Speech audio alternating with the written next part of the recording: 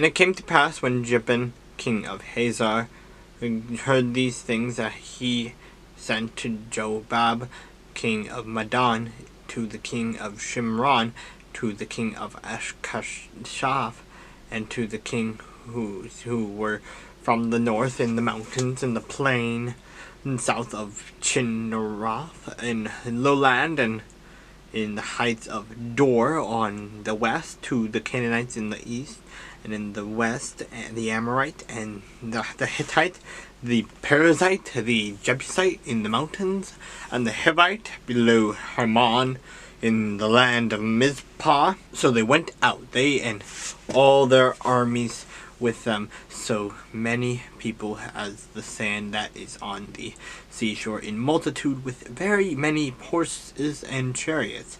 And when all these kings had met them, they came and camped together at the waters of Merom to fight against Israel. But the Lord said to Joshua, "Do not be afraid because of them, for tomorrow about this time I will deliver all of them slain before Israel. You shall hamstring their horses and burn their chariots and with fire." So Joshua and all the people of war with him came against them suddenly by the waters of Merom, and they attacked them, and the Lord delivered them into the hand of Israel, who defeated them and chased them to greater Sidon, to the brook Misreth,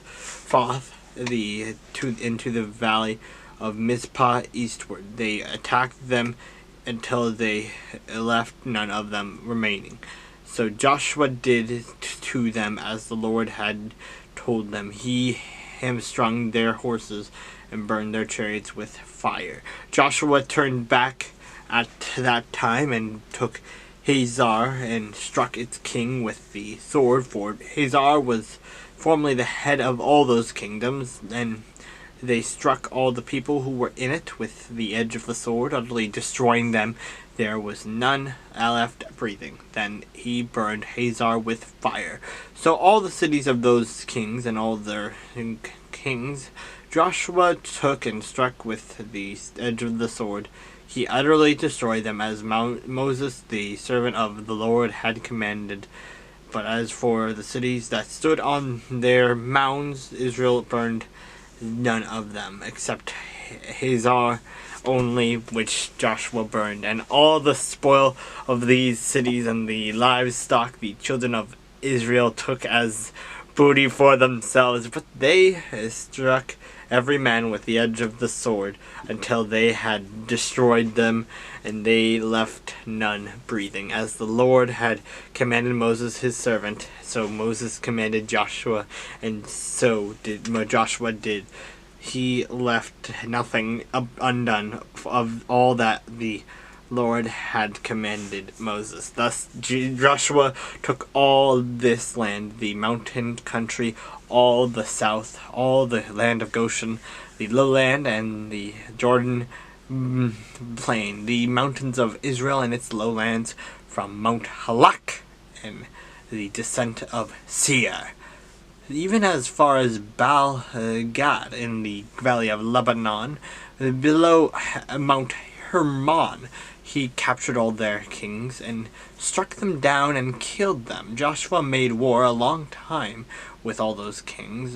There was none, not a city that had made peace with the children of Israel, except the Hivites, the inhabitants of Gibeon. All the others they took in battle.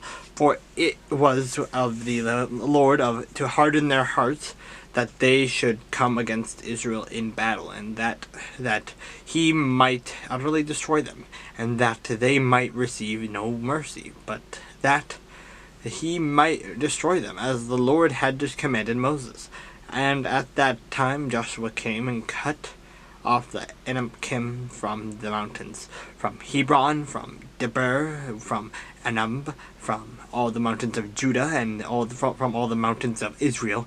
Joshua utterly destroyed them with their cities.